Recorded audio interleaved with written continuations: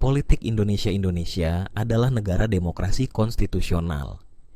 Setelah jatuhnya rezim Orde Baru yang otoriter pada tahun 1998, berbagai perubahan konstitusional telah dilakukan untuk melemahkan kekuasaan cabang-cabang eksekutif. Dengan demikian, membuat sebuah sistem kediktatoran baru hampir mustahil. Indonesia saat ini ditandai oleh kedaulatan rakyat termanifestasi dalam pemilihan parlemen dan presiden setiap 5 tahun. Sejak berakhirnya Orde Baru yang dipimpin Presiden Soeharto dan mulainya periode reformasi, setiap pemilu di Indonesia dianggap bebas dan adil.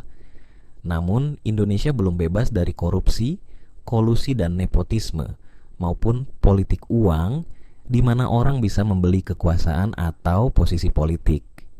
Misalnya, segmen miskin dari masyarakat Indonesia didorong untuk memilih calon presiden tertentu pada hari pemilihan dengan menerima uang kecil di dekat kotak suara. Strategi seperti ini masih tetap dilakukan, bahkan digunakan oleh semua pihak politik yang terlibat, dan ini sebenarnya berarti race-nya lumayan adil, maka berbeda dengan pemilu era Orde Baru. Kami menganggap soal tersebut bagian dari proses Indonesia untuk berkembang menjadi demokrasi penuh. Saat ini, berdasarkan indeks demokrasi yang dirilis Economist Intelligence Unit, Indonesia masih dianggap sebagai demokrasi cacat. Perlu ditekankan bahwa Indonesia merupakan negara demokrasi yang muda, dan karena itu wajar kalau kadang-kadang mengalami sakit tumbuh. Kondisi politik Indonesia itu pasti penting sekali untuk mereka yang berencana berinvestasi di Indonesia atau mereka yang mau menjadi terlibat dalam hubungan bisnis dengan Indonesia. Di bagian ini kami menyajikan gambaran komposisi politik Indonesia saat ini serta ikhtisar bab-bab penting dalam sejarah politik negara ini. Ikhtisar struktur politik Indonesia. Bagian ini membahas struktur sistem politik di Indonesia saat ini. Topik-topik termasuk peran agama, terutama agama Islam, dalam pengambilan kebijakan politik dan keterangan pemisahan kekuasaan, trias politika, yaitu kekuasaan eksekutif, legislatif, dan yudikatif tersedia dalam bagian ini.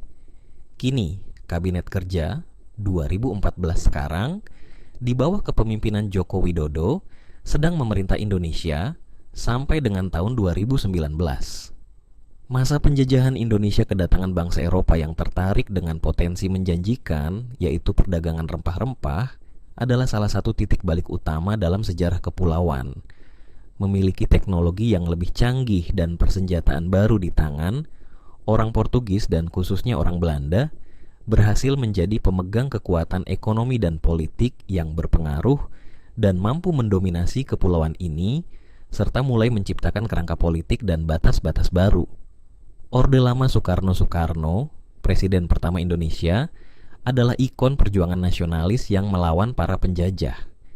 Akan tetapi, setelah kemerdekaan dicapai, ia memiliki tugas berat untuk memimpin sebuah negara baru yang masih memiliki trauma dari masa lalu dan konflik kekuatan politik dan sosial yang muncul di masa kemerdekaan. Ternyata, politisi generasi muda yang tidak punya pengalaman sebelumnya ini kesulitan membimbing negaranya. Keadaan itu memuncak dalam kekacauan pada pertengahan tahun 1960. Orde Baru Soeharto, Presiden kedua Republik Indonesia, berhasil mengambil kekuasaan pada tahun 1960-an di tengah pergolakan yang ada. Pemerintah Orde Baru memerintah Indonesia selama lebih dari 30 tahun, dan pemerintahan itu ditandai oleh perkembangan ekonomi yang mengakibatkan pengurangan kemiskinan yang mengesankan, tetapi juga oleh penindasan dan korupsi. Namun, ketika ekonomi domestik, dasar legitimasi kekuatannya, runtuh pada tahun 1910-an, Soeharto cepat kehilangan kendali kekuasaan. Reformasi Indonesia.